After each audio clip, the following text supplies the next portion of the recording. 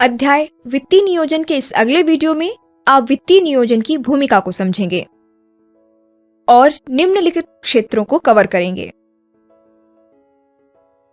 वित्तीय नियोजन एक ऐसी प्रक्रिया है जिसमें किसी ग्राहक की वर्तमान तथा भविष्य की आवश्यकताएं जो हो सकती हैं, पर सावधानी पूर्वक विचार किया जाता है और मूल्यांकित किया जाता है तथा उसकी व्यक्तिगत जोखिम प्रोफाइल तथा आय उपयुक्त वित्तीय उत्पादों को अनुशंसित करने के माध्यम से विभिन्न प्रत्याशित अप्रत्याशित जरूरतों को पूरा करने के लिए रूपरेखा मैप तैयार करने हेतु निर्धारित की जाती है। वित्तीय नियोजन के तत्वों में शामिल है निवेश, किसी के जोखिम उठाने की इच्छा के आधार पर परिसंपत्तियों का आवंटन, जोखिम प्रबंधन, सेवानिवृत्ति नियोजन, कर और संपदा नियोजन तथा किसी की आवश्यकताओं के लिए वित्त प्रबंध। संक्षेप में वित्तीय योजना बनाने के लिए 360 डिग्री योजना बनाना शामिल है। हमारे समाज और हमारे ग्राहकों द्वारा आज अलग अलग प्रकार की चुनौतियों का सामना किया जा रहा है। उनमें से कुछ इस प्रकार हैं। संयुक्त परिवार का विघटन। अब कमाई वाले सदस्यों को अपने और अपने परिवार की जिम्मेदारी उठानी पड़ती है। इसके लिए बड़े स्तर पर उचित नियोजन की आवश्यकता है। कई निवेश विकल्प। धन सृजन के लिए आज हमारे पास बड़े स्तर पर निवेश साधन उपलब्ध हैं। इनमें से प्रत्येक में जोखिम और प्रतिफल की भिन्न भिन्न मात्राएं रहती हैं। वित्तीय नियोजन पर संपत्ति आवंटन में सहायता कर सकता है। बदलती जीवन शैली।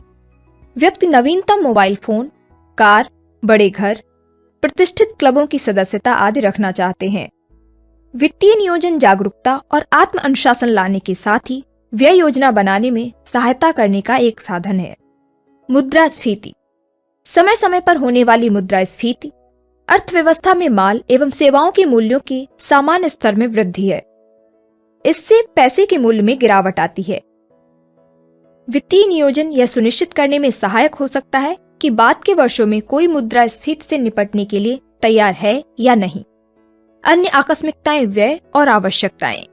कई अन्य आवश्यकताओं और चुनौतियों को पूरा करने के लिए वित्तीय नियोजन व्यक्तियों की सहायता करने का साधन भी है। उदाहरण के लिए आपातकालीन चिकित्सा के दौरान कई अप्रत्याशित खर्च या अन्य आकस्मिक व्यय होते हैं जिनसे व्यक्तियों का सामना हो सकता है। आदर्श रूप में नियोजन आपको पहला वेतन मिलते ही शुरू कर देना चाहिए। एक महत्वपूर्ण सिद्धांत जो हमें हमेशा याद रखना चाहिए वह है, हमारे निवेश की अवधि जितनी लंबी होगी हमारे निवेश उतने ही बढ़ेंगे। अपने वित्तीय लक्ष्यों को प्राप्त करने के लिए हमें एक अनुशासित दृष्टिकोण का पालन करना चाहिए। इसकी शुरुआत हमें अपने वित्तीय लक्ष्यों की स्थापना और निवेश वाहनों में समर्पित बचत तैयार करते हुए कर सकते हैं, जो हमारे जोखिम उठाने की क्षमता के लिए सर्वाधिक अनुकूल हो।